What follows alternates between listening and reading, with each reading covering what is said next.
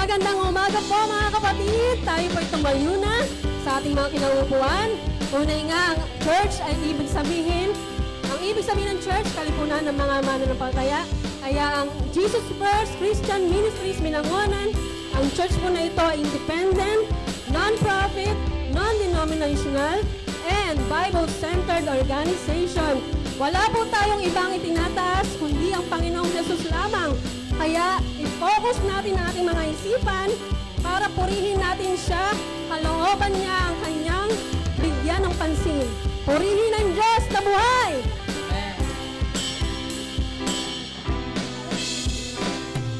Sige po, amen po, purihin po natin ang ating Diyos. Tunay nga pong kainang pagmasdan na tayo ay sama-samang nagpupuri sa ating Diyos na makapangyarihan sa lahat. Kaya mga kapatid, tayo pa'y umawit, magpuri, sumayaw, sumamba sa ating Diyos na buhay. Hallelujah!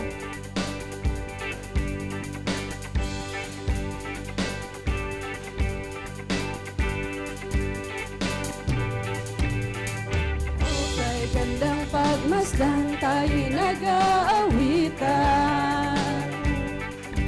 Pumapasok sa tahanan niyang may kagalakan. At doon ay nagpupuri, walang hanggang kasiyahan. Sa Diyos na nabubuhay, magpakailan pa man. Amen! Hallelujah! Okay, gandang pagmasdan, tayo'y nagmamahalan. Nananahan sa pag-ibig niya, sadyang wagas. At sama-samang nagpupuri, walang hanggang kasiyahan. Sa Diyos na nabubuhay, magpakailan pa man. Sige po mga kapatid, patuloy tayong umawit sa ating Diyos. Hallelujah! Okay, gandang pagmasdan, tayo'y nag-aawitan. Lahat ay umawit sa Kanya. Mapasok sa tahanan niya, may kagalakan. At doon ay nagpupuri, walang hanggang kasiyahan. Sa Diyos na nabubuhay, magpakailan pa man.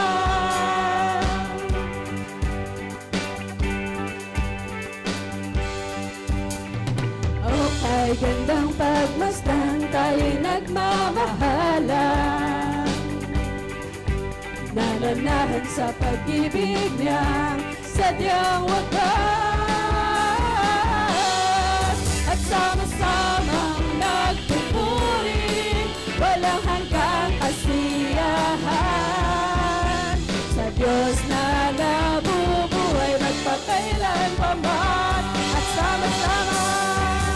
sama-samang nagpupuri, walang hanggang kasiyahan. Sa Diyos na nabubuhay, magpakailan pa man. Sa Diyos na nabubuhay, magpakailan pa man. Sa Diyos na nabubuhay, magpakailan pa man. Lord, hallelujah.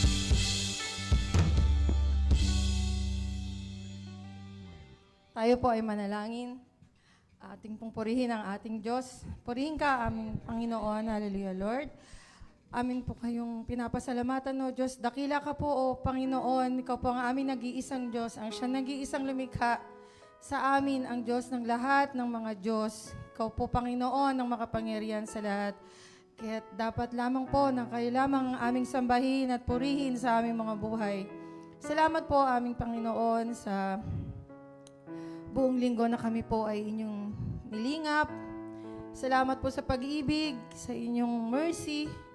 Salamat po, Panginoon, na ibinangon nyo kami at nakagawa kami ng mga dapat naming gawin. Salamat sa kalakasan, sa kapayapaan po ng aming mga puso at isipan. At salamat sa araw na ito, Panginoon, na muli po kami nagsama-sama.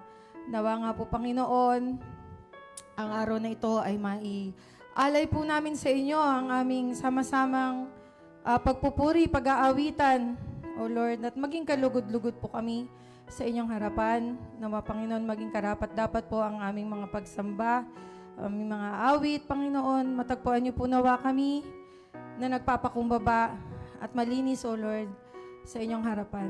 Kaya nga po, Panginoon, ano man po ang mga kasalanan namin, na kami at ikaw lamang ang nakakaalam, hinihingi po namin ito ng kapatawaran at kalinisan, O Diyos, na Lord, kayo siyang patuloy na magturo sa amin, magtuwid at magbago sa buhay namin, Panginoon. At sa bawat linggo na kami po ay magsasama-sama, ay kami po ay nagiging mas mainam po sa inyong paningin, O Lord.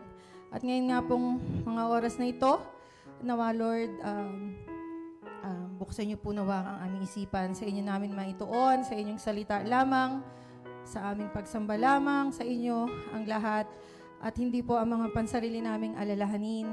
Nawa, Panginoon, malaya po kaming makasamba, makapagpuri sa inyo, Panginoon, at anuman po mga kabigatan ng bawat isa, mga worry sa buhay, anuman po, Lord, yung mga kasakitan, anuman mga suliranin namin, O Panginoon, sa inyo po namin ito'y sinusuko, kaya pagkat kayo po ang aming Panginoon na higit sa lahat, at kayo po ang dapat naming sambahin, anuman po ang sitwasyon sa aming buhay.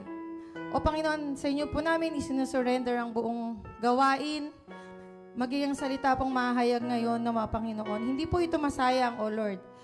Sa aming pakikinig ay maging focus po kami, Lord, sa pag-aaral na inyong salita, at ito po ay mabaon namin at maisa pamuhay namin. Dalayan po namin ang protection po na nagmumula sa inyo sa buong araw na ito ng gawain namin. Maging sa mga kapatid na parating pa lamang po, amin pong dalangin ang inyong pag-iingat sa kanila, O Lord. Muli po, Panginoon, ikaw po ang aming itinataas. Sa iyo lamang po ang glory. Sa iyo lamang po ang pupuri at pagsamba. Ikaw po nawa ang malugod sa aming mga buhay. Purihin ka, O Diyos, at sambahin sa pangalan po ng aming Panginoong Yesus. Amen.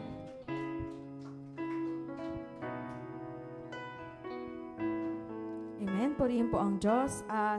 Mga kapatid, pakinggan naman po natin ang sinasabi sa libro ng Awit, chapter 95. Sabi po dito, mga kapatid, tayo na't lumapit kay Yahweh na Diyos, siya ay awitan, ang batong kublihan, atin ngang handugan, masayang awitan. Tayo na't lumapit sa kanyang presensya na may pasalamat, siya ay purihin ng mga awiting may tuwa at galak. Sapagkat si Yahweh, siya ay dakila't makapangyarihang Diyos, ang dakilang haring higit pa sa sino man na dinidiyos. Nasa kanyang palad ang buong daigdig, pati kalaliman, ang lahat ay kanya, maging ang mataas nating kabundukan. Kanya rin ang dagat at pati ang lupa na kanyang nilalang. Tayo na't lumapit sa kanya'y sumamba at magbigay galang. Lumukod sa harap ni Yahweh na siyang sa ati may lalang. Siya ang ating Diyos at tayo ang bayan sa kanyang pastulan, mga tupang kanyang inaalagaan. Purihin po ang Diyos sa kanyang salita. Mga kapatid, katulad po ng sinasabi sa salitang ito, tayo po inaanyayahang magpuri sa ating Diyos na dakila, sa ating Diyos na hari, sa ating Creator. Ang Diyos po ang may hawak, ang may likha ng langit at lupa, ang lahat ng mabubuting bagay. Kaya mga kapatid, ang karapat-dapat nga po sa ating Diyos ay ang mga awiting may tuwa at galag at pinakamainam na papuri, mga kapatid. Kaya po tayo po'y lumapit sa presensya ng Panginoon sa umagang ito na may pagpupuri, pasasalamat, pagmamahal at pag-ibig sa dakila at makapangyarihang Diyos. Hallelujah! Purihin po ang Diyos. Amen. Purihin po natin ang ating Diyos na makapangyarihan sa lahat. Tunay nga pang walang mga katulad, makakapantay sa kanyang kadakilaan. Kaya mga kapatid, tayo ay magpuri sa kanya. Hallelujah.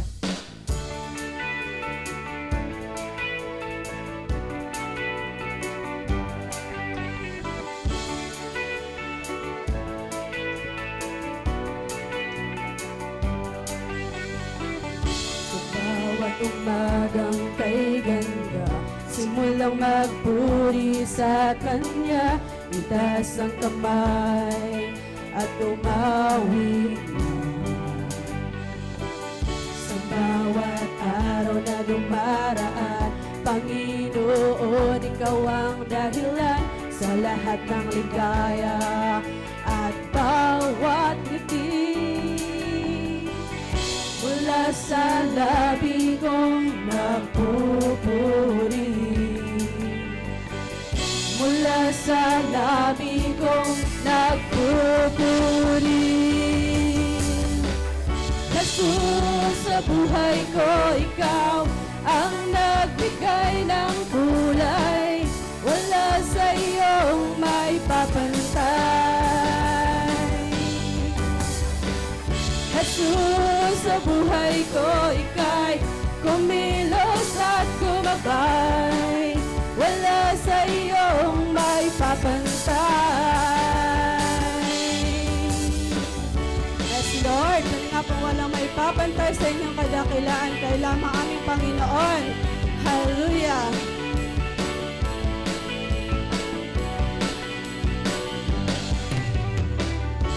Bawat umagang kay ganda, simulang magpuri sa Kanya, itaas ang kamay at tumawid na. Sa bawat araw na dumaraan, Panginoon, Ikaw ang dahilan sa lahat ng ligaya at bawat ngiti. Mula sa labi kong nagpupuri, mula sa labi kong nagpupuri. Hayag natin ang ating Diyos. Hallelujah! Sa buhay ko, Ilan, Ikaw lamang, O Diyos, wala na kang pong iba. Hallelujah! Wala sa iyo may pabantay. Jesus, sa buhay ko, Ika'y kumilos at gumabay. Wala sa iyong may papantay. Salamat, salamat sa iyong ginawa. Salamat sa iyong ginawa. Salamat, salamat sa iyong ginawa. Salamat sa iyong ginawa. Bigkasan natin, salamat sa Panginoon. Hallelujah. Yes, Lord, salamat.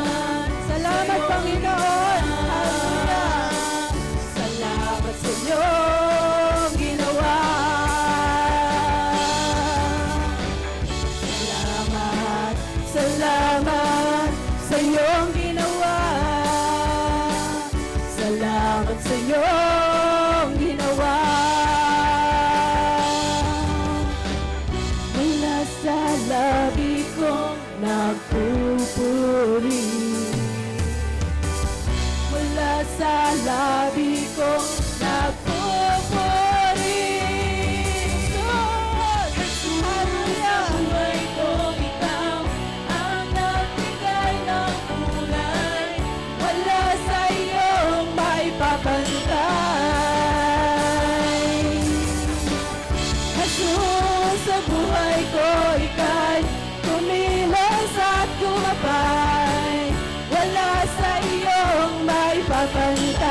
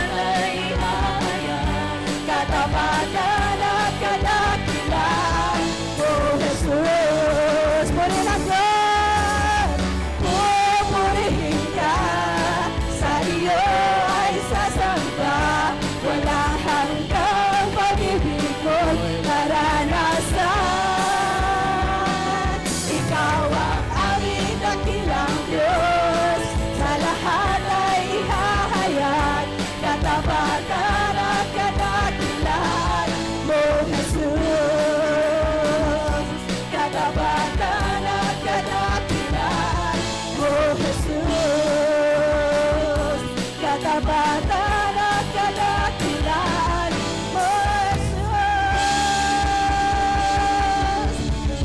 Yes, Lord. Salamat at Diyos. Salamat sa inyong katapatan sa aming mga buhay. Hallelujah, hallelujah. Purihin ka, dakilain ka, O Diyos. Pasasalamatan ka namin, O Diyos, sa aming buhay na ito. Hallelujah, hallelujah. Salamat. Salamat po ng marami. Tunay nga pong kami ay inibig ninyo, O Diyos, simula pa ng likhain ng mundong ito. Hallelujah. Salamat, Panginoon. Hallelujah. Patuloy po kami awit. Patuloy po kami magpupuri sa inyong dakilang katapatan, O Diyos. Hallelujah, hallelujah.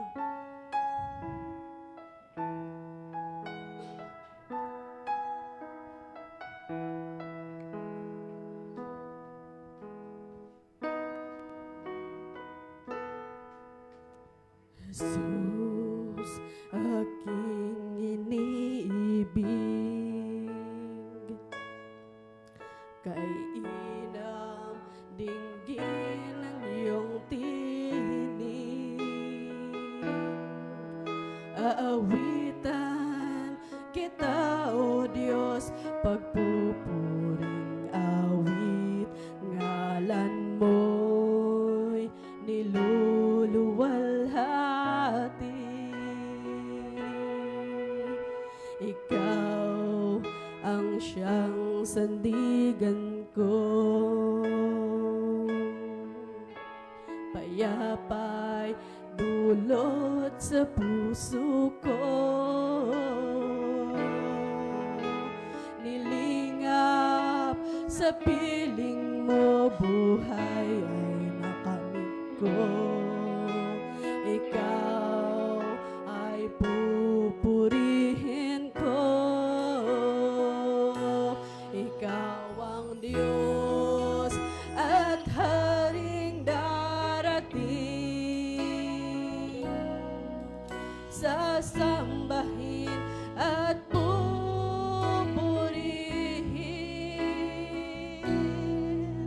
Kabanalan mo't karangalan, nawa'y magningning. Jesus, sa'yo lamang. Jesus, sa'yo lamang. Jesus, sa'yo lamang ang papuri. Lord, hallelujah. Jesus, aking inibig,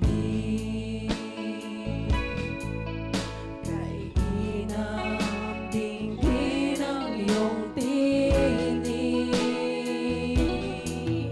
Aawitan kita, O Diyos, pagpupuring awit, ngalan mo'y niluluwalhati.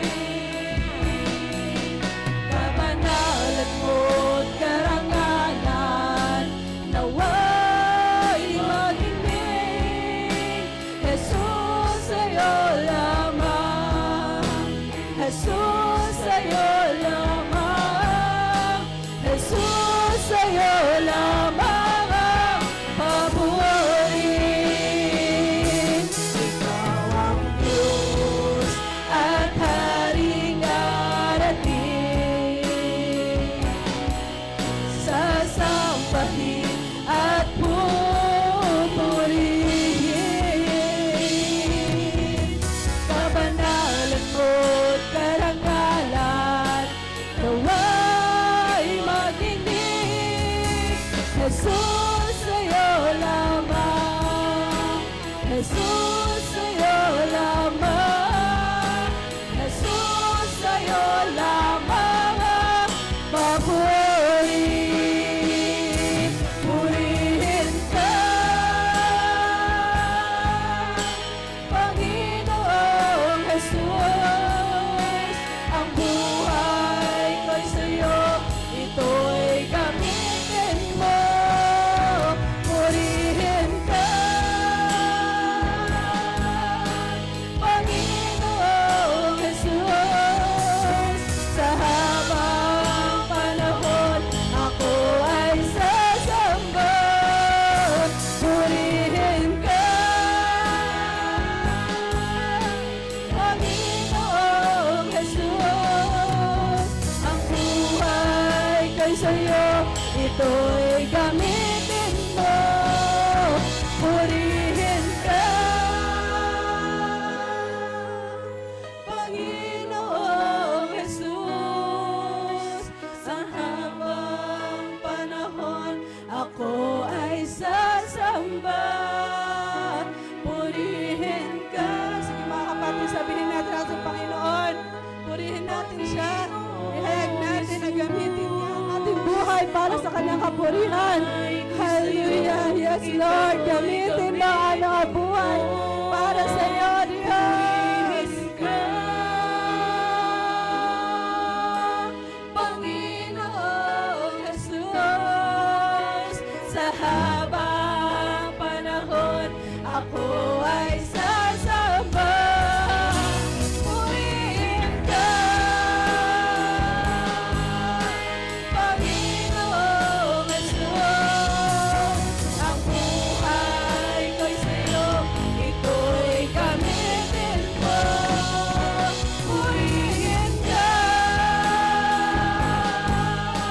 Panginoong Jesus. Sa habang panahon, ako ay sasamba. Sa habang panahon, ako ay sasamba. Sa habang panahon, ako ay sasamba. Aking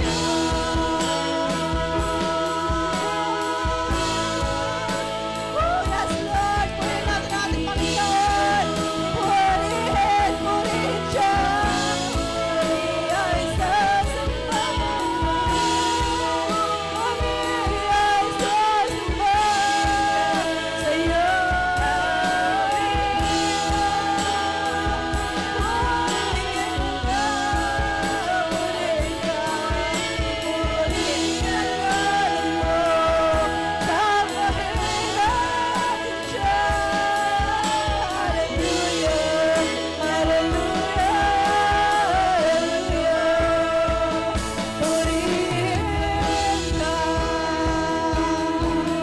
Sambahin natin sa Espiritu at katotohanan ng ating Diyos na makapangyarihan sa lahat. Ang ating Diyos na tapat magpakailanman sa ating mga buhay. Ang ating Diyos na umiibig sa atin.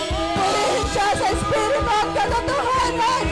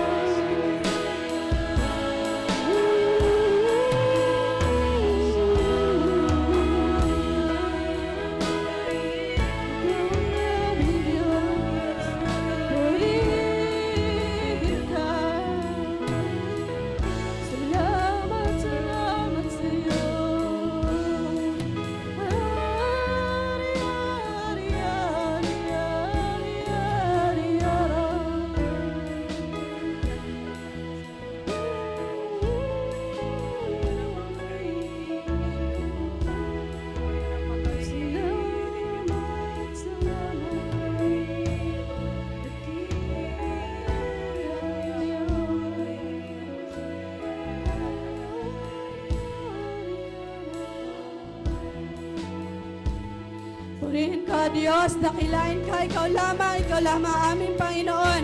Hallelujah, hallelujah, dakilang tapat magpakailanman.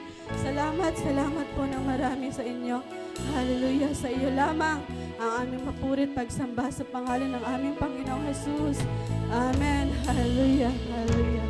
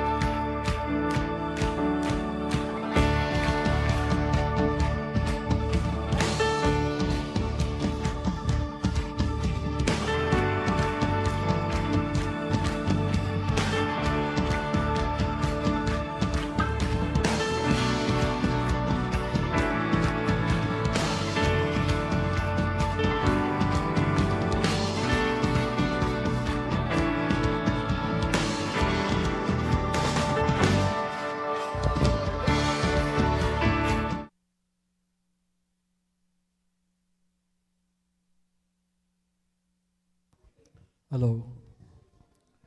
Magandang umaga po sa inyo lahat, mga kapatid. Hello. Magandang umaga po.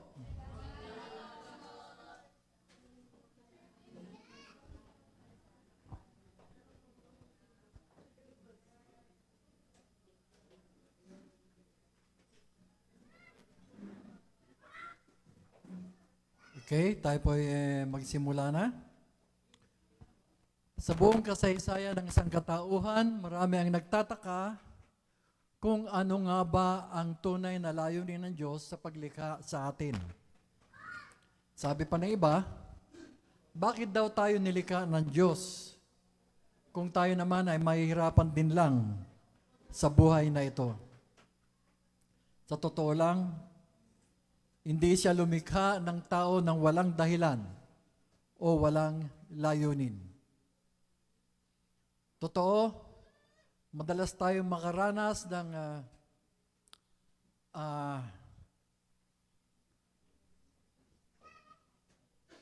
kalungkutan, paghihirap, takot sa kamatayan sa mundong ito. Ngunit sa kabila ng lahat, mayroong magandang balita na nagbibigay ng ganap na pag-asa sa ating mga nilikha niya.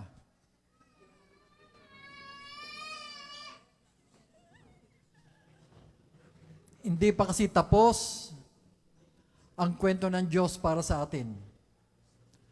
Ang kanyang orihinal na plano ay hindi nasisira at patuloy siyang kumikilos upang isakatuparan ang kanyang mitiin para sa atin.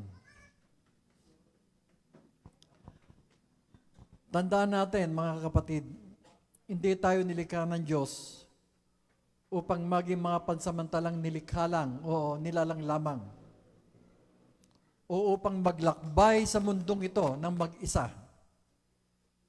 Pagkatapos, hindi natin alam kung saan ang patutunguhan. Marami ang hindi nakakaalam. Ngunit marami rin ang mga hindi nakakaalam. Marami ang hindi nakakaalam, ngunit marami rin ang nakakaalam. Ngunit malinaw sa kanyang salita ang kanyang dakilang mitiin. Hello, church, are you listening?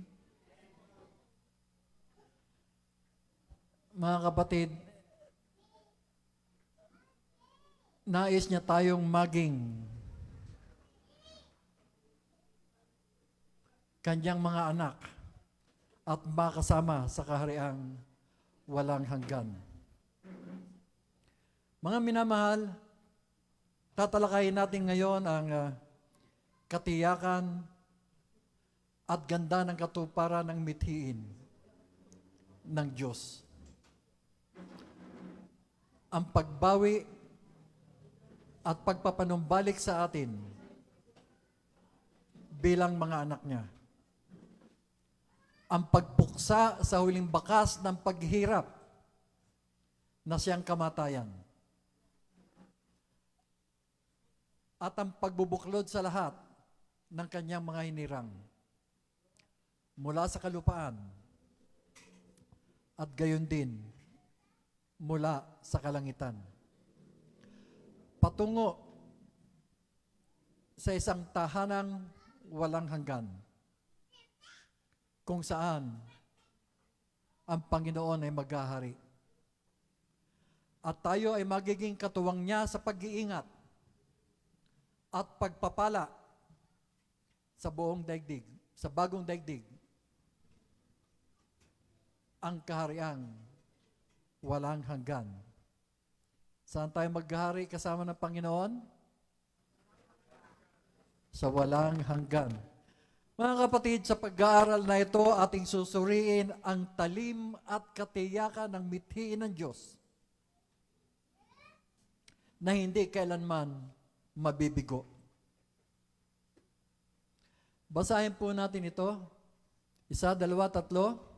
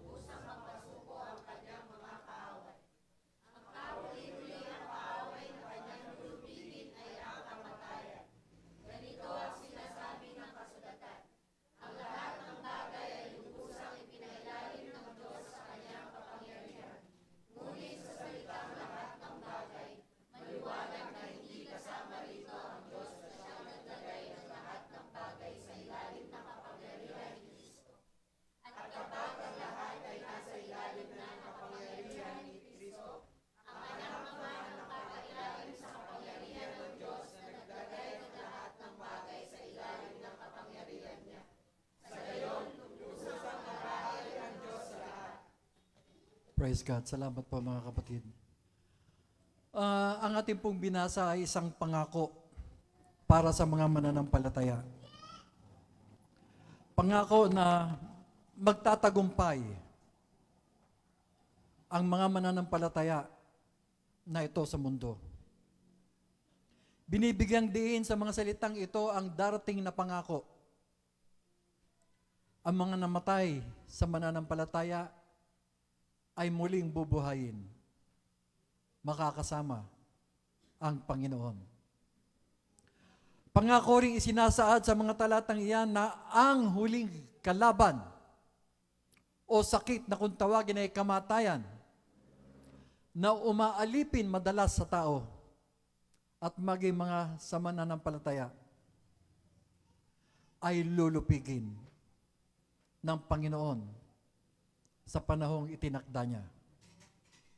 Mga minamahal, muli nais kong itutok ninyo ang inyong mga kaisipan sa puso, kaisipan at puso sa mensaheng ito. At sa ilang linggo pang susunod, mga kapatid. Sapagkat ito po ang huling bahagi ng pag-aaral natin tungkol sa pagwawakas ng panahon. O yung tinatawag na end time sa Ingles. na matagal na po nating pinag-aaralan. Ilang buwan na rin itong tinatalakay.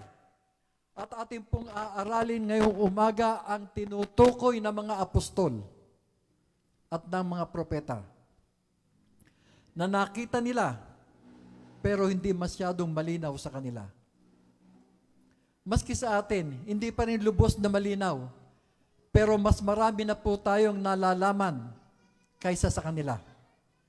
Gawa ng paglalahad ng Biblia at sa patuloy nating pag-aaral. Sa pamamagitan ng pag-aaral na ito, mga kapatid, magkakaroon tayo ng larawan sa kung ano ang sinasabi ng salita ng Diyos tungkol sa kanyang mithiin para sa atin. Kaya po ang tanong, ano ang kaganapan ng mithiin ng Diyos? Ang kaganapan ng mithiin ng Diyos sa atin ay, una, sabihin nyo nga, ikalawa, okay, salamat po. Tatalakayin po natin isa-isa yan. Muli, ang tanong, ano ang kaganapan ng mithiin ng Diyos? Ano na nga? Ang kaganapan ay, yan po yung una, maging mga tunay na anak. Yan po ang isa sa mithiin ng Diyos para po sa atin. Basahin po natin ito. 1, 2, 3.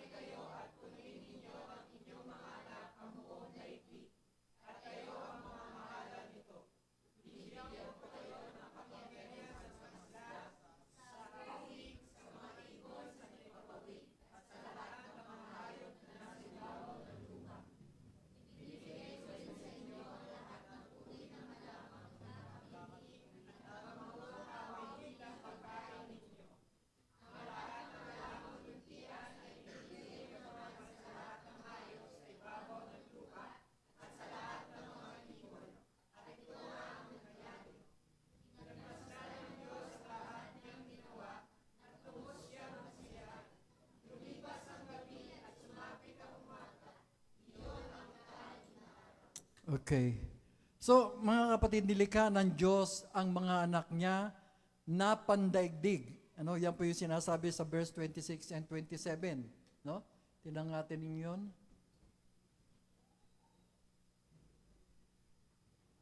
Ngayon, likhain natin ang tao ayon sa ating larawan, ayon sa ating wangis. No?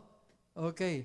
Gayon din, bagamat wala po dyan sa binasa natin, alam natin na nilikha rin niya ang mga anak niyang panlangit. Sino yung mga anak niyang panlangit?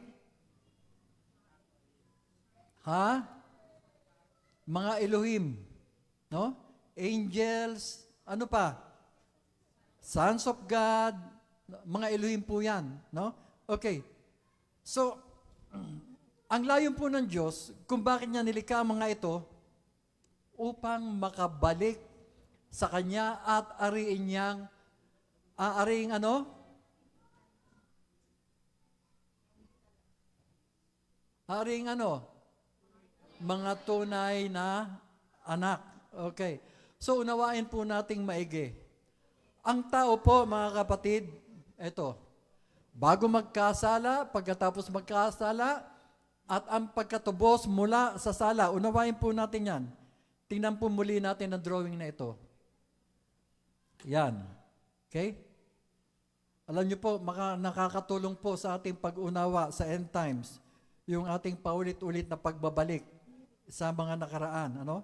Unang-una, nasa Eden ang Diyos. Okay, nakikita niyo po yon? Yung may araw, yun po yung Eden. No? nandoon din po ang mga nilikhang makalangit. Nandoon din ang nilikhang tao. Inatasan ng Diyos ang tao na punuin ang daigdig at pamahalaan ito. Doon din mismo nagimagsik ang nilikhang makalangit. Sino yung nilikhang makalangit na sinasabi dyan? Ha? Yung ahas, no? Pero inakit ng ahas ang tao tungo sa kasalanan. Bumagsak ang tao. Okay, yun po. Nababasa nyo ba? Hindi, ano? Fall of Adam. Okay. Pinarusahan ang ahas. Ang ahas ay itinapon sa daigdig na tinawag na daigdig ng mga patay. Isinara ang Eden at pinalabas ang ahas at ang tao sa Eden. Naiwan ang tao sa daigdig na isinumpa dahil sa kasalanan. Ang ahas naman magiging kaaway ng supling ng babae. Lumipat ang Diyos at ang mga matatapat na dalikhang makalangit sa langit. Hindi na muling makikita ang Eden. Pero, kailangan pa rin matubos ang tao mula sa kasalanan. Hindi matitiis ng Diyos na mapalayo ng tuluyan ng tao sapagkat iniibig niya ito.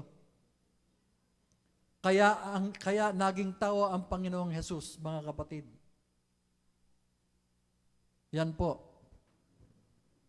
Christ event. At tinubos ang sangkatauhan mula sa kasalanan at bunga ng kasalanan ni Adan. At kung sino man ang mga pag-isa sa kanya ay maliligtas at maituturing na kanyang mga tunay na anak. Gayunman patuloy sa pagkakasala ang tao. Lalong pinalala ito sa panahong lumitaw ang Antikristo. Ayun po, yung Antichrist. Nakikita ninyo? Lumitaw po ang Antikristo. At ang Antikristo nagdeklarang siya ang Diyos. Okay? Ayun po. AOD. Ano yung AOD? Abomination of Desolation. Yung pong pagdideklara ng Antikristo na siya ang Diyos, yun po ang tinatawag na Abomination of Desolation. Umupo siya po ang umupo doon sa templo at idineklara niyang siya ang Diyos. Pinersecute o inusig ng Antikristo at ng mga alipores niya ang mga hindi naniniwala na siya ay Diyos. Hindi lang basta persecution o pag-usig ang ginagawa niya. Yung mga talagang tumatanggi na maniwala na ang Antikristo ay Diyos, pinupugutan niya ng ulo. Matindi ang pag-uusig, lalo na sa iglesia o sa mga mananampalataya ng Panginoon.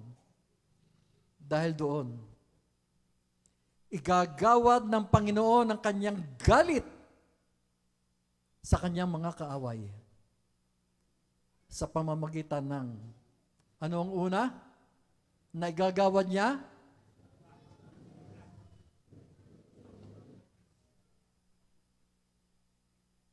Ano basa? Ano basa nyo? End of trumpets o sa pamamagitan ng tinatawag na 7 trumpets. No? Okay. 7 trumpeta. Pahirapan po ng Panginoon ang mga umuusig at pumapatay sa mga mananampalataya o Kristiyano sa pamamagitan ng 7 trumpeta. Gayunman, hindi niya basta maigagawad ang galit niyang iyon sa mga kaaway dahil madadamay ang mga mananampalataya. So, upang hindi madamay ang mga mananampalataya, ano ang ginawa ng Panginoon? Ano ang ginawa ng Panginoon? Ha? Rapture. Inalis po ng Panginoon yung mga mananampalataya para pag iginawad ng Panginoon ang kanyang galit sa mga kaaway, wala na roon yung mga mananampalataya. Sa rapture po, kapag na-rapture yung mga saints, wala nang matitira mga Kristiyano sa lupa. So, ibig sabihin, ang mga kaaway ng Panginoon ang sasalo sa lahat ng galit na ibabagsak ng Panginoon. At siyempre, mayroong mga naiwanan dyan na hindi Kristiyano, pero naging Kristiyano rin. Maaari sigurong na-realize nila na totoo palang sinasabi ng salita ng Diyos. Meron din dyan ng mga dating mananampalataya pero nag-backslide. Pero nung ma-rapture yung mga mananampalataya, nagbalik loob sila sa Panginoon. Kaya mga kapatid, wag kayong magbabago ng inyong pananampalataya sa Panginoon. Diretso lang po, kapit lamang.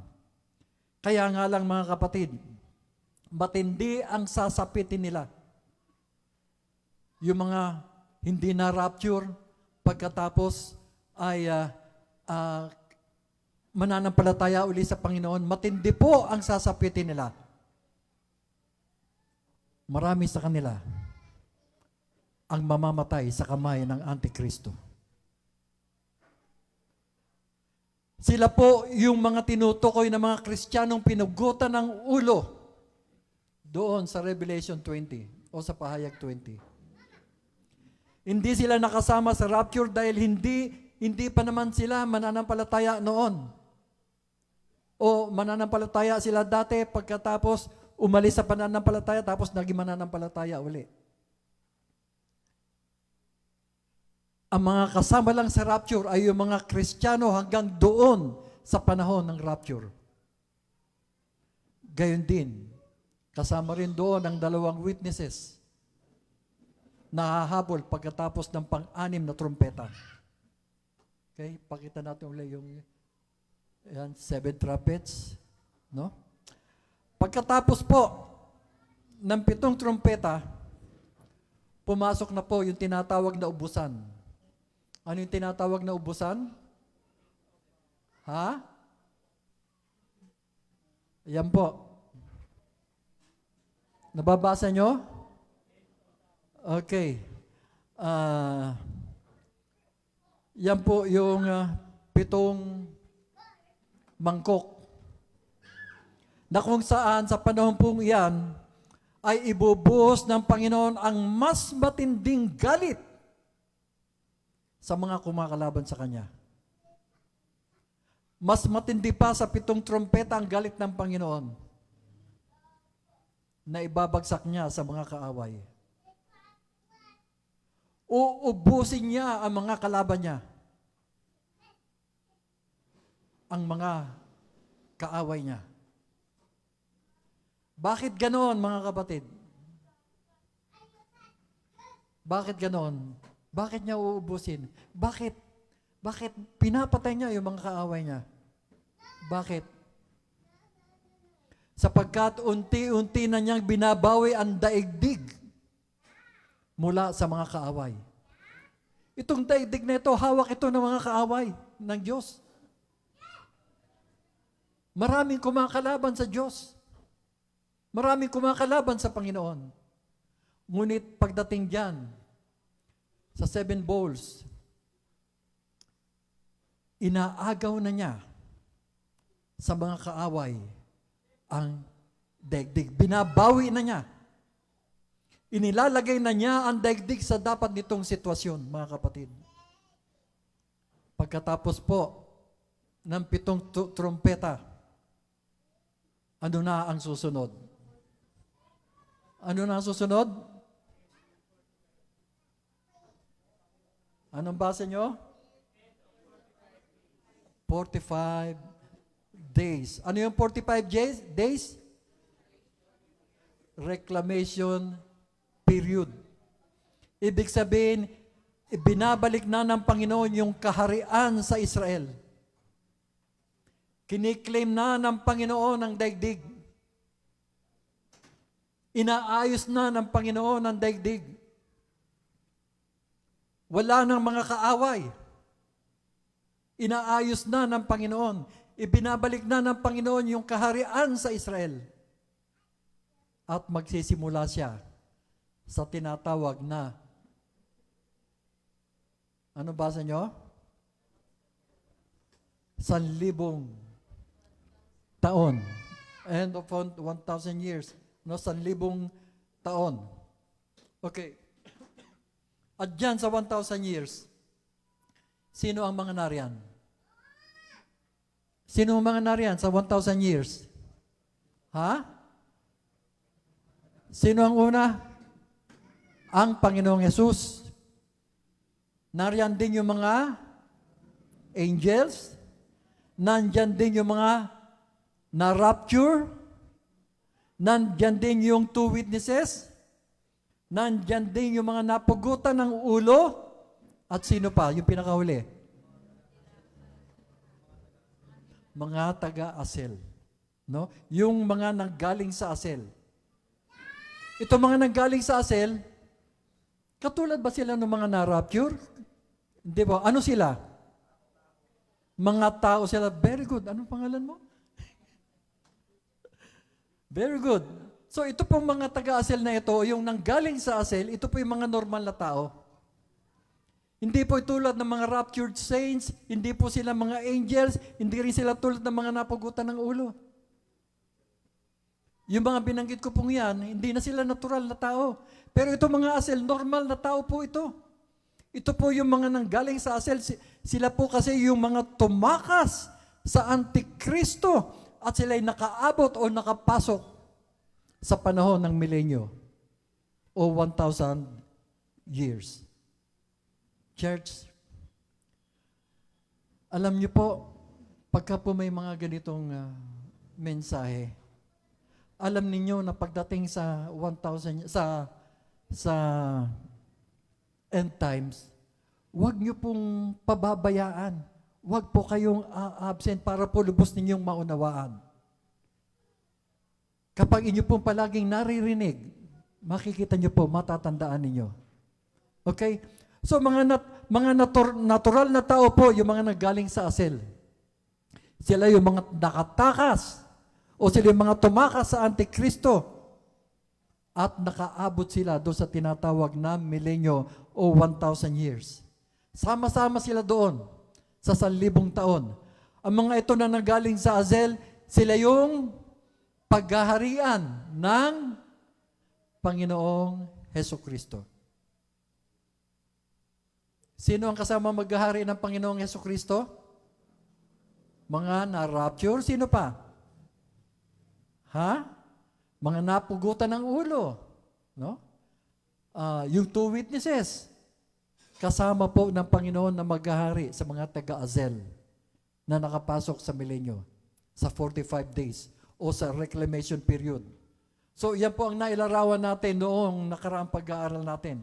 So, pagkatapos po niyan, papasok na ang white throne judgment, mga kapatid. Puting trono. Ang great white throne judgment o ang dakilang puting trono ng paghukom ay ang paghuhukom ng Diyos.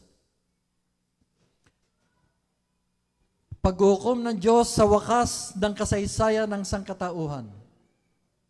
Ito po ay nilalarawan sa huling Biblia, sa huling aklat ng Biblia, partikular sa Pahayag chapter 20 verse 11. Siguro basahin natin 'yon. 1, 2, 3.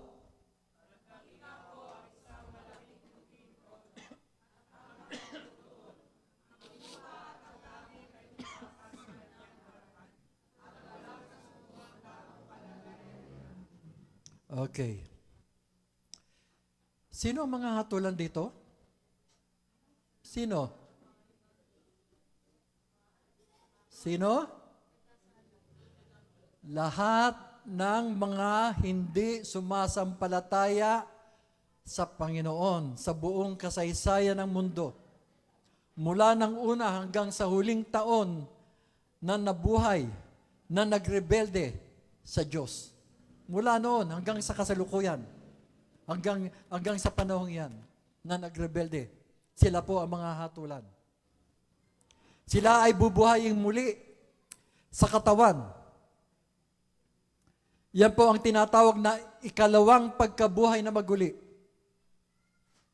upang harapin ang hatol ng Diyos. Mga kapatid, itong mga hindi mananampalatayang ito na mga nangamatay, bubuhayin po silang muli para lang hatulan. Okay?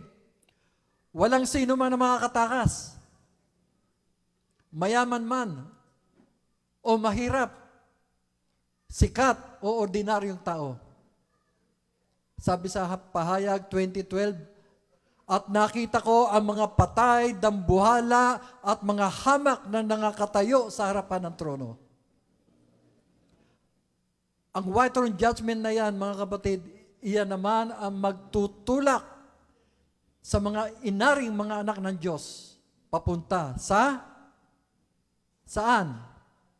Walang hanggan. So, yan po ang unang puntos natin. Ano yung unang puntos natin? Ariin tayong mga anak. Okay? Ngayon, alamin naman natin na ikalawang kaugnay ng mithiin ng Diyos. Talakayin na natin ay ikalawang puntos para maging malinaw sa atin. Ano ang kaganapan ng mithiin ng Diyos? Ang kaganapan ng mithiin ng Diyos sa atin ay makasama sa walang hanggan. Makasama, makapiling ng Diyos sa walang hanggan ang mga namatay na may kaugnayan sa Panginoong Hesukristo. Ang mga wala namang kaugnayan sa Panginoong Yesus o yung mga hindi nananampalataya ay hindi makakasama. Sila ay mapapahamak at mahiwalay ng tuluyan sa Diyos. Ibig sabihin, hindi sila makakasama. Saan? Sa walang hanggan. Basahin po muli natin ito, mga kapatid. Basahin natin muli. 1, 2, 3.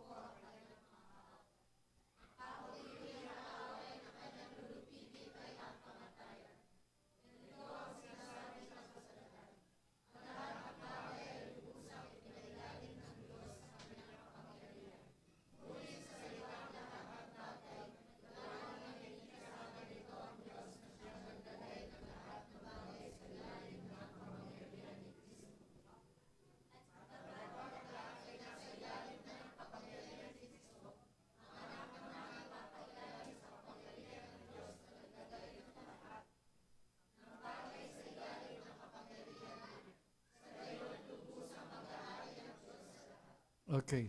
So yan po ang ating binasa, mga kapatid. Yan po ay summary ni Apostol Pablo o buod ng kanyang salaysay doon sa mangyayari sa dakong wakas tungo sa walang hanggan. Ang sabi niya, darating ang wakas. Yan po yung sinasabi niya sa 24a. Kailan daw darating yon, yung wakas? Kailan? Kapag naibigay na ni Kristo ang kaharian sa Diyos Ama. Okay. Basahin nga natin ito. 1, 2, 3.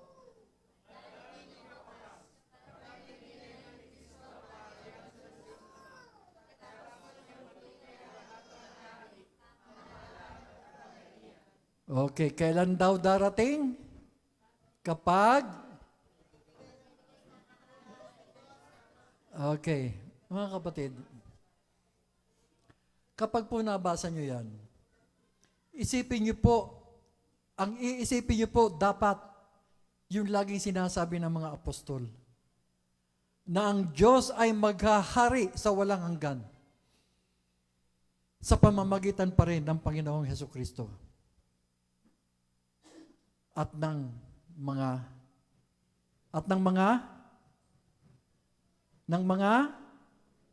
hinirang. Okay? Dapat po laging iniisip yan.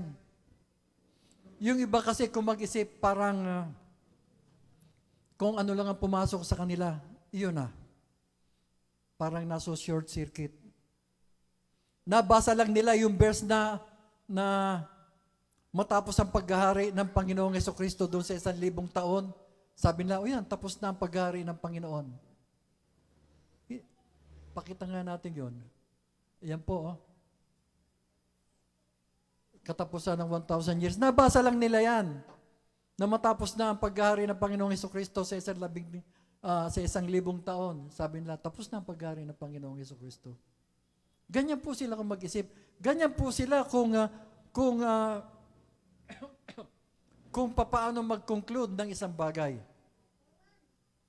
Marami po, church, hindi po sa ako'y namimintas ng ibang mga churches. Pero kulang po sila. Sabihin ka na po, mapalad po tayo mga kapatid dahil sa Jesus First Christian Ministries. Meron po tayong isang nagtuturo na talagang nire-research ang salita ng Diyos. Mga kapatid. So, doon po sa mga nagko-conclude na ganun lang kadali o tapos na maghari ang Panginoon Hesukristo after 1,000 years. Tapos na sa kanila yun. Ibig sabihin, tapos na ang paghari ng Panginoon. Ano po ba ang ibig sabihin noon? Ang ibig pong sabihin noon, mga kapatid, na pag natapos ang paghari ng Panginoon sa 1,000 years, ibig sabihin noon, matatapos na ang paghaharing panlupig doon sa lahat ng mga kaaway ng Diyos. Matatapos na. Lahat. Mga kapatid. Sabihin nyo nga, mga kapatid, lahat. Okay. Pagkatapos noon, ibibigay na niya sa Ama yung kaharian at ang Ama naman ay maghahari sa walang hanggan. Mga kapatid. Ayan po, no? New earth. Sa pamamagitan pa rin ng anak at lahat ng mga glorified. Sino yung mga glorified? Yung pong mga hinirang. No? Yan po yung mababasa natin. So, ulitin ko yung tanong, kailan ibibigay yon? Not before, but pagkatapos niyang malupig ang mga kaaway. Ang mga paghahari. Ang mga pamahalaan. Ang mga kapangyarihan. Ang tinutukoy, lahat ng mga kapangyarihang laban sa Diyos, lulupigin niya. May mga natitira pa kasi. Di ba may digmaan pang mangyayari? Yung tinatawag na Gog at Magog, na pamumunuan pa rin ni Satanas, at isasama pa rin yung sinasabing kasing dami ng buhangin sa dalampasigan. Mga tao yon sa millennium na nakumbinse ni Satanas nang siya ay palayain after 1,000 years. Pinalaya siya. Pagkatapos kinumbinsin niya yung mga tao sa millennium. Yung mga nanggaling sa millennium. So may tatanong siguro ng iba, bakit may mga ganyan pa? Kagaya ni Satan. Ikinulong siya after 1,000 years. Bakit palalayain pa siya? Bakit pababayaan pa ng Diyos na maggera? Makakuha pa si Satan ng mga sasama sa kanya. Bakit? Mga kapatid, mapapansin niyo po, iyan po ay hakbangin pa rin ng Panginoon para maihanay o madala yung mga taong nilikha niya sa kalooban ng Diyos doon sa walang hanggan, mga kapatid. Sapagkat yung mga sasama kay Satan na mga bagamat sila ay nanggaling doon sa 1,000 years, ang tingin nila sa Panginoong Hesukristo, nung naghahari ang Panginoong Hesukristo sa 1,000 years, ang tingin nila sa Panginoong Hesukristo, siya ay diktador. Ganun ang tingin nila. At hindi sila naniniwala tungkol sa kapangyarihan ng Panginoong Hesukristo. Kaya sasama sila. Ngunit halos wala pong digmaang mangyayari. Sapagkat nang sumugod si Satanas sa banal na lungsod, mga kapatid, nilamon ng apoy ang mga kaaway. Nilamon ng apoy si Satan at ang kanyang mga alipores. Halos walang digmaang nangyari. Inubos ng Panginoon ang kanyang mga kaaway. So yung mga tao na tunay na nananampalataya sa Panginoong Hesukristo, yung mga tao na nanatili sa kalooban ng Diyos, sila ay mapupunta sa walang hanggan, sa New Earth. Wala nang nagre-rebelde pag nasa New Earth na.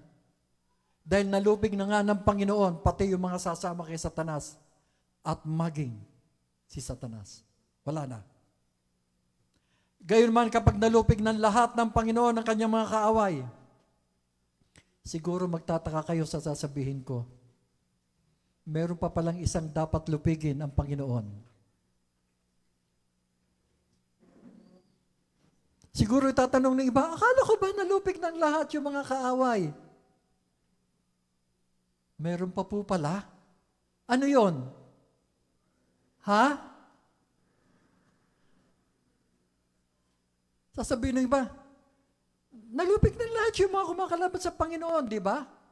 Yung mga kumakalaban sa Panginoon, nalupig na. Yung mga tao yon, yung mga Elohim na nagrebelde, yung mga angels, yung mga sons of God, nagapi na silang lahat. Ano pa yung lulupigin ng Panginoon, mga kapatid? Ang kamatayan. Hello? Tandaan po ninyo, mga kapatid, ang huli niyang lulupigin ay ang kamatayan. Sa timeline po ng Biblia, ang kamatayan ay wawakasan ng lubusan ng kasaysayan ng kasalukuyang mundo. Bago pumasok ang tao sa ganap na walang hanggan. Walang hanggang kalagayan. Ano yan? Yan ang new heaven and new earth. Okay, narito po kung paano ito piniliwanag ng Biblia sa pamamagitan ng dalawang mahalagang talata. Ito po ang paliwanag ng Biblia dyan. 1 Corinthians 15:25 to 26. Isa, dalawa, tatlo.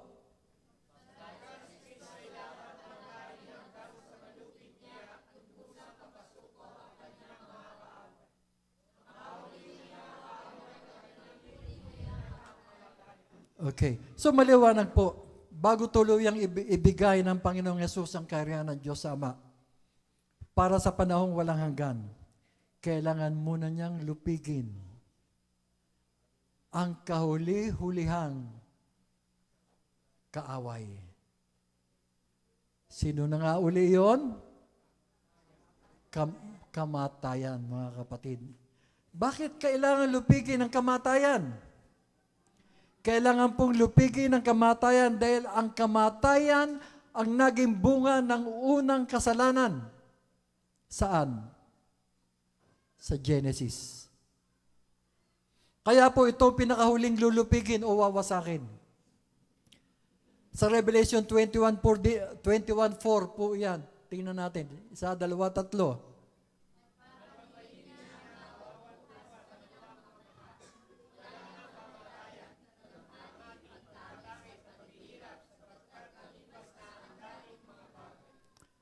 Mga kapatid, pagdating ng panahon niyan, walang hanggan. Ano? Yung panahon na yan sa walang hanggan, sa new earth and new heaven, wala na pong kamatayan. And listen to this church, mga kapatid. Sa new heaven and new earth, o doon sa walang hanggan, mayroong puno ng buhay. Mayroong pong puno ng buhay. Yung mga namatay sa panahon ng milenyo sa Revelation 22, kung sila'y namatay na nananampalataya sa Panginoon at nakasama sa walang hanggan, magkakaroon po sila ng access doon sa puno ng buhay. Sa puno ng buhay na naroon po sa new earth and new heaven o yung tinatawag na walang hanggan. At yun po ang magdadala ng kagalingan sa kanila. Sabi po ng Scripture. Pero pag sinabing magdadala ng kagalingan, ang kailangan pong isipin natin, ano ba yung sakit na tinataglay nila? Samantalang sinabi roon na wala nang sakit. Wala nang kaaway. Hindi na nga mamamatay yung mga tao dahil sa sakit, di ba? Iisipin po natin. Biglayin ko na po ang sagot. Ang tanging ikinamamatay ng tao sa panahong iyon ay ang kamatayan.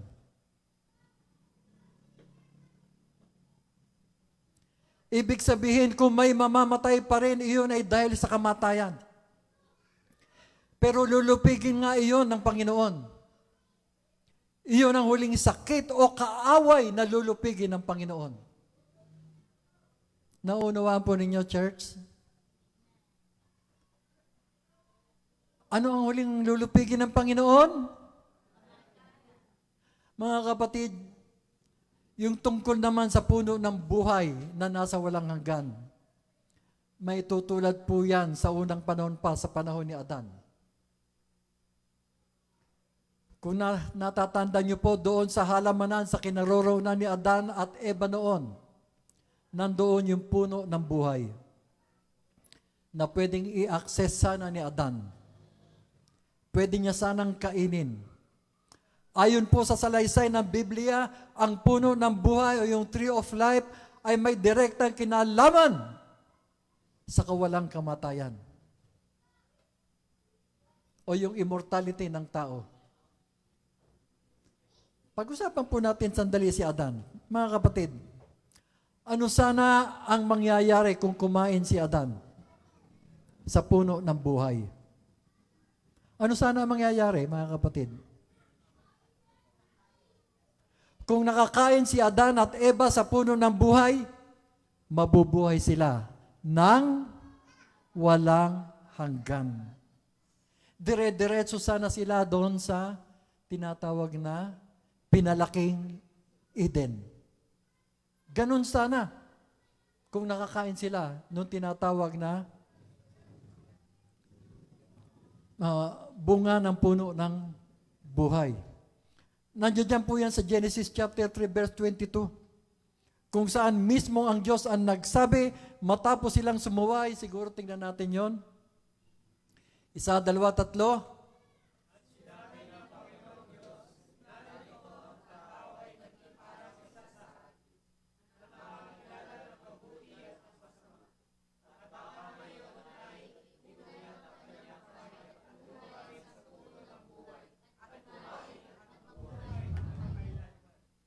Okay. So nakita niyo po mga kapatid, kung nakakain si Eva at si Adan ng bunga sa puno ng buhay, mabubuhay na sila magpakailanman. Hindi sana sila mamamatay. Pero namatay sila.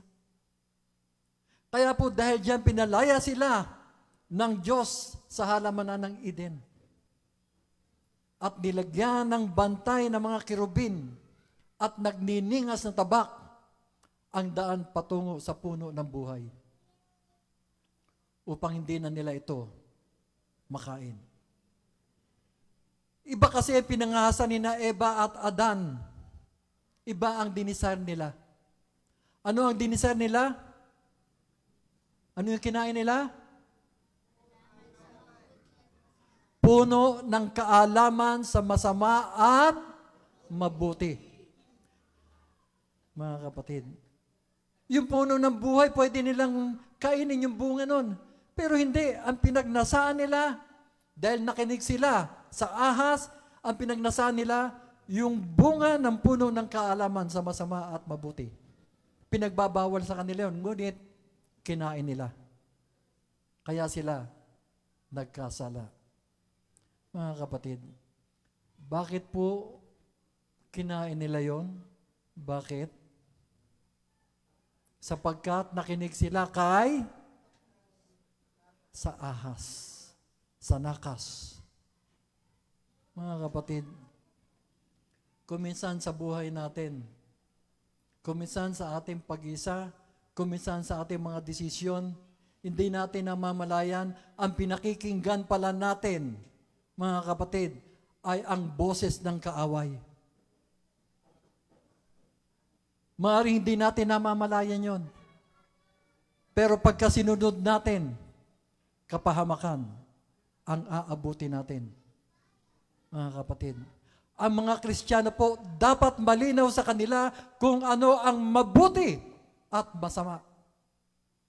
Dapat alam po natin papaghiwalayin yung mabuti sa masama. Kung minsan po ang isang tao na turingang Kristiyano, hindi niya alam.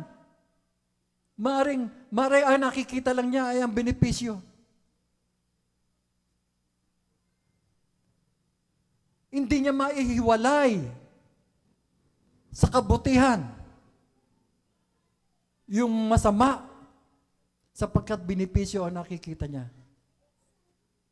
Mga kapatid, dapat po malinaw sa atin ang pagsiseparate dun sa mabuti at masama.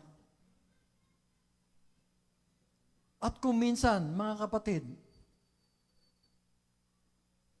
huwag na po natin idama yung ibang kapatid. Paano natin na idadama yung ibang kapatid? Kapag tayo po ay narahuyo doon kung tayo ay nagkamali, ang sinunod natin ay yung tinig ng kaaway. Paano halimbawa? Yung ginawa mo, sasabihin mo rin doon sa ibang mong kapatid. O kaya ipopost mo. Ano ang mangyayari? Nagpapagamit ka kay Satan. Church, huwag niyo pong gagawin yan. Linawin niyo pong maigi ang masama at mabuti. Paghiwalayin niyo. Dito po sa ating tinatalakay sa walang hanggan, mayroong puno rin ng buhay katulad nung kina Eva at Adan. At ayon sa huling aklat ng Biblia, ang puno ng buhay o tree of life na nasa halamanan ng Eden sa Genesis, no? Yung nasa Genesis dati, yung nakita ni na Adan at Eva, muli pong lilitaw at permanenteng mamamalagi sa panahon ng new heaven and new earth o walang hanggan. Ang lahat ng mga naligtas, ang lahat ng mga nananampalataya sa Diyos, may kalayaan at karapatang kumain sa bunga ng puno ng buhay na nasa walang hanggan. Mga kapatid, ibig sabihin noon, wala nang ano? Mamamatay. Nagapi na ang kamatayan. Tingnan niyo po sinasabi sa Pahayag chapter 22 verse 1 to 3. Isa, dalawa, tatlo.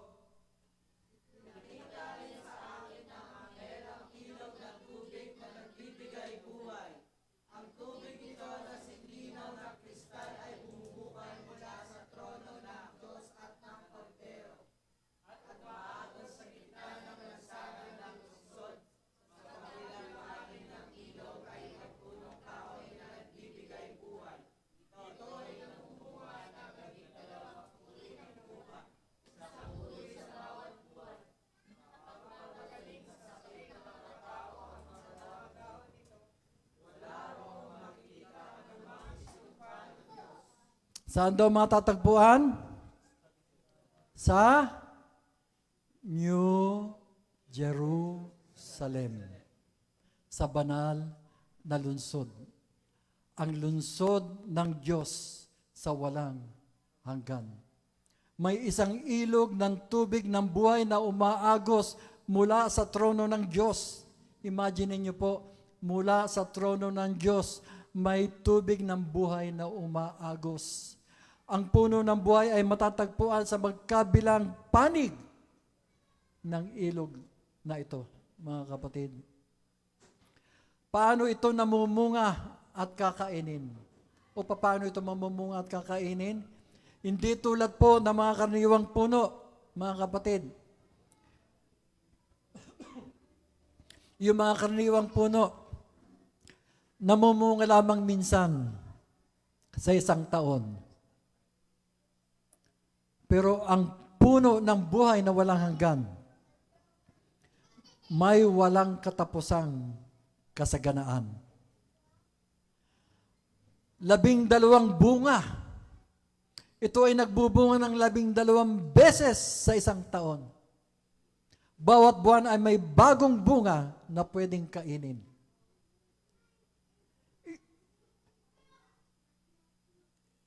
Mga kapatid, so yung mga tao, magkakaroon sila ng access sa puno ng buhay.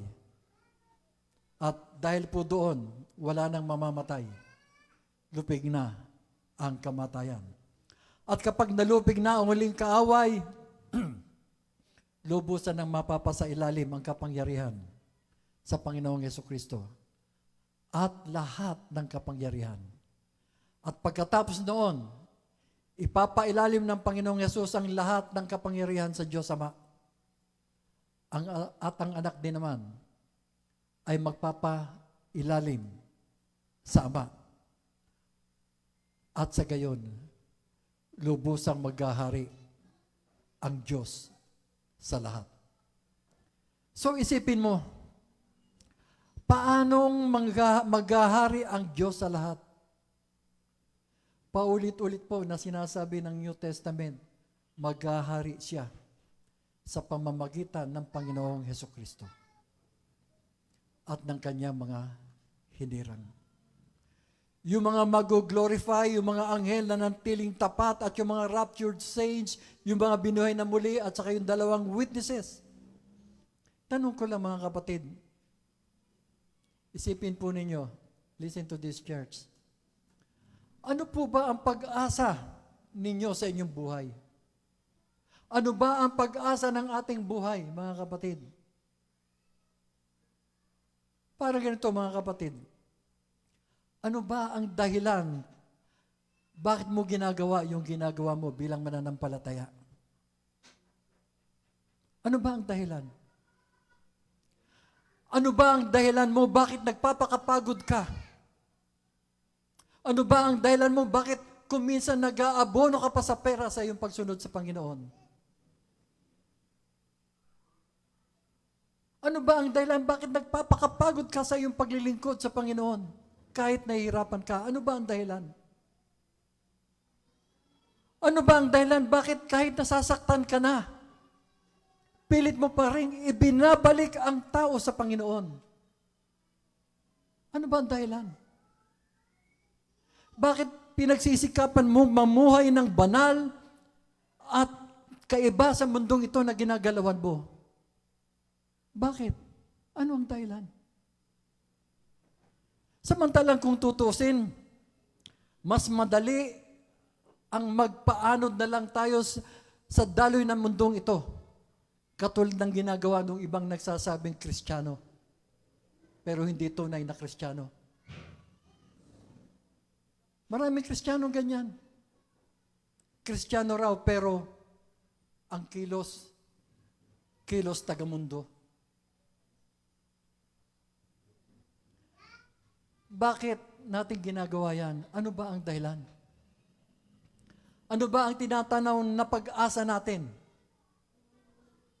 Ano ba yung kahariang walang hanggan na yan na tinatanaw natin? Na ipinangako sa ating mga mananampalataya? Ano ba yan? Mga kapatid, gusto ng Panginoon na makasama tayo sa walang hanggan. Gusto niya makatulong ang tao. Gusto niya maging katiwala at maging tagapamahala tayo sa walang hanggan. Mga kapatid, isipin niyo po, hindi mga anghel ang nilayo ng Diyos na maging katiwala at katulong niya sa daigdig, kundi sino? Sino? Sino? Tayo, di ba? Hindi po mga Elohim, hindi mga anghel ang inappoint ng Diyos na maging gabinete nito sa daigdig, kundi ang tao. Naintindihan po ninyo? Mga kapatid, gaano man kababa sa tingin ng sanlibutan, tayo mga mananampalataya, pambihira. Iba po ang pagtingin sa atin ng Panginoon, kaya tayo ay pambihira. Sabihin nga natin sa ating kapatid, kapatid, ikaw ay pambihira. Tandaan po natin mga kapatid, pagdating sa dakong wakas, ang mga tao, hello, listen to this church. Tayo po, tao. Pero pagdating sa dakong wakas, ang mga tao ay gagawing ano? Elohim. Do you realize that, church? Gagawin po tayong Elohim. Ibig sabihin, magiging kauri tayo ng mga anghel. Ibig sabihin, yung mga mananampalataya, magiging katulad ng mga anghel. Hindi na sa made of flesh and blood, hindi na po. Sapagkat siya ay gagawing Elohim. Yung mga Elohim mo po, hindi sila flesh and blood. Pero tayo, flesh and blood tayo. Pero gagawin tayong Elohim ng Panginoon. Mga kapatid. Kaya nga po, pinapangaralan ni Apostol Pablo mga taga-Korinto ng ganito, mga kapatid. Basahin po natin. 1, 2, 3.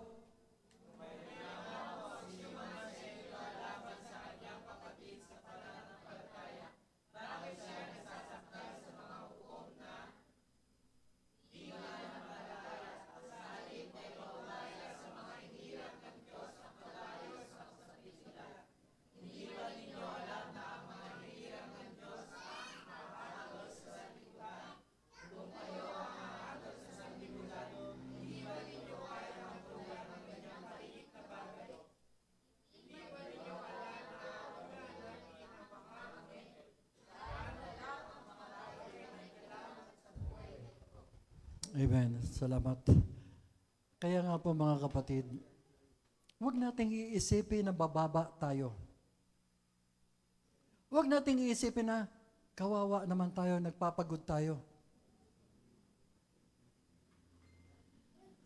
Huwag nating iisipin na napapagsamantalan tayo ng sanlibutan ito. Hayaan natin sila. Huwag natin silang gayahin. Mga kapatid, hindi natin talos yung pagkakalikha sa atin ng Diyos. Kung bakit tayo naging duka o kung ginawa man tayong mayaman. Basta, ang sabi sa salita ng Diyos, tayo nilikha upang iwangis sa Panginoon. At iyan po ang pinakamahalagang kayamanan dito sa mundo. mga kapatid. Yung unchanging purpose ng Panginoon, mga kapatid. O sa Tagalog, yung hindi nagbabagong layunin ng Diyos mula sa Eden. Kung aalisin mong lahat yung mga nangyayari, ang layunin lang niya, ang tao ay punuin ang daigdig. At yung buong daigdig ay gagawing expanded Eden. Mga kapatid. Pero siyempre, alam nga natin na maraming nangyari. Marami ang nangyari. Nung magkasala si Adan. Kaya na ibang istorya. Bumagsak ang tao. Kaya, kailangang iligtas ang tao. Pero pag inilis mo yung mga pangyayari na yon, yung mga pagkakamali ng tao, makikita mo na ang tanging mitiin ng Diyos mula sa Eden ay patungo sa daigdig ng expanded Eden. Punuin ito ng taong katulad ni Adan without sin. Adan without sin. Si Adan, katulad ni Adan, pero dapat hindi nagkasala si Adan. Ganon ang balak, ganon ang mitiin ng Diyos. No? Mabuhay siya ng walang hanggan. So saan yung mabuhay na walang hanggan? Sa kahariang walang hanggan ng Diyos. Dati po, expanded Eden. Doon dapat dire-diretso ang tao. Doon dapat, kung hindi nagkasala si Adan, doon dapat pupunta ang tao. Pero ang tawag natin ngayon, New Heaven and New Earth. Walang hanggan. Mga kapatid. Basahin po natin ito.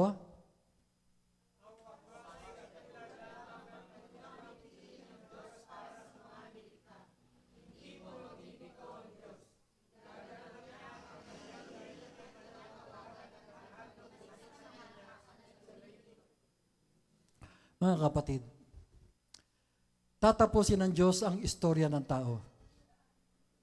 At sa bandang huli, ang matitira ay yung mga nakipag-isa lang sa Kanya. Huwag nating sabihin, born again ako, o Christian ako. Huwag po natin gamitin yung salitang yan. Ang sabihin po natin, ako'y nakipag-isa sa Panginoong Jesus. Sabi nga po natin na malakas. Sabihin po natin sa ating mga katabi, ikay nakipag-isa sa Panginoong Jesus.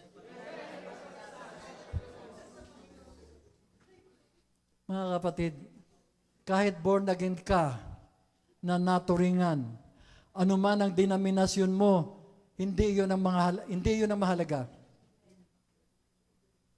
Ang mahalaga, nakatanaw ka dapat sa walang hanggan. Ang lahat ng papasok sa walang hanggan, makakasama ng Panginoong Jesus. Kay tao man o glorified saints o Elohiman, lahat iyon ay ang mga nakapag-isa sa Panginoong Jesus. Yung mga hindi nakapag-isa, anuman ang religious affiliation o denomination nila, kung hindi sila nakapag-isa, itatapon sila. Saan? Sa lawang apoy. Sa Gehenna. So dapat isipin po natin ang buhay natin. Hindi po ang relihiyon, mga kapatid. Dapat ang tanong palagi, kaisa ba ako ng Panginoong Hesukristo sa kanyang layunin? Tanungin nga natin ng mga kapatid, kaisa ka ba ng Panginoong Hesukristo sa kanyang layunin? Bakit nagkakahiyaan kayong tumingin sa katabi nyo?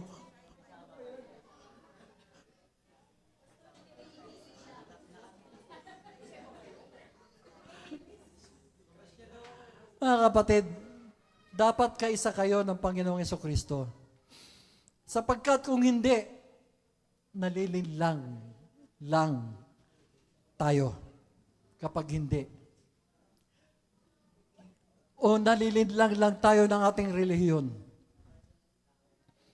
Sapagkat hindi niya po tayo na ikakapit o na ikakawing ng tama sa Panginoong Yesus. Mga kapatid, listen to this, church. Hindi lamang po ito sa mga pastors, hindi lamang po sa mga elders, hindi lamang po sa mga manggagawa ng Panginoon, ito po ay para sa lahat ng Kristiyano. Mga kapatid, pag naghahayag o nangangaral tayo sa sino man, ating pong lakasan ang ating loob sa pagpukpok sa salita ng Diyos sa mga taong hindi pa nakakakilala sa Panginoon. Huwag po tayo matakot. Ang nakakalungkot kasi dyan, maraming mga Kristiyanong nakikisakay lang. Ayaw nilang kumapit ng gusto. Kaya natatalo sila ng kaaway. Kristiyano ngayon, bukas hindi. Nakakahiya. Mga kapatid, napakaraming mga turo ngayon na lihis sa mithiing ito ng Diyos. Pero hayaan niyo mga kapatid na maging malinaw at tapat ako sa bagay na ito. Mga kapatid, hindi masyadong mahalaga sa Diyos kung mahirapan ka man sa buhay Kristiyano. Kung iyon ang kailangan para maibalik ka sa Kanya, okay po yun. Mga kapatid, hindi po masyadong importante sa Diyos kung ang kapatid ay mapilay, kung ang kapatid ay malumpo, o kung ang kapatid ay mabulag. Hindi po mahalaga sa Diyos. Kung iyon ang kailangan upang maibalik ka sa Kanya, yun ang gusto ng Diyos. Mga kapatid, lihis po yan sa mga itinuturo ng marami sa kasalukuyan. Ang itinuturo ng marami sa kasalukuyang buhay, masaganang buhay. O buhay na masaya. O masayang buhay. O yung, kung tawagin nila, ay punong-puno ng enjoyment. Mga kapatid. Hindi po pinangako ng Panginoon yan. Ang ipinangako po ng Panginoon, kapag nakipag-isa ka sa Kanya at kumapit sa Kanya at hindi ka bibitaw, magiging katulad ka ng Panginoong Hesukristo. Kapag ganyan, nakakatiyak ka na makakasama ka sa walang hanggan. Pakibasa po.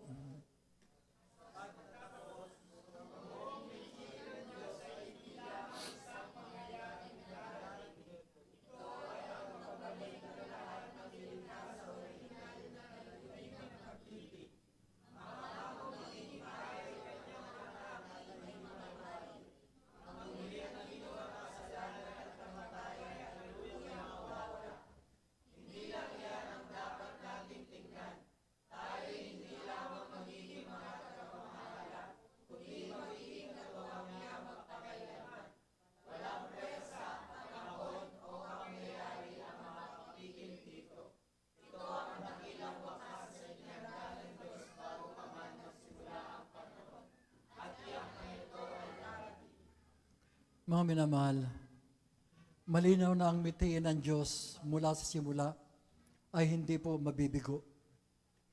Ang kanyang plano na maging isang pamilya ang kanyang mga anak sa langit at sa lupa, mangyayari po yan. At ang pagwawakas sa kapangyarihan ng kamatayan, yan po ay isang tiyak na katotohanan. Mga kapatid, bilang mga tinawag niya, hamon po sa atin ngayon na mamuhay na may pag-asa at pananampalataya.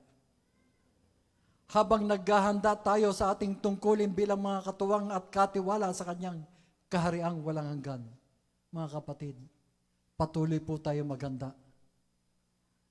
Kaya nga po pag tinanong natin kung ano ang magiging wakas ng kasaysayan, ito'y katulad lamang ng panimulang mithiin ng Diyos para sa mga nilikha niya, mga kapatid.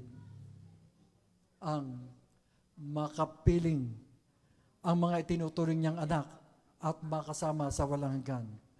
Ulitin ko mga minamahal, ang mithiin ng Diyos ay maging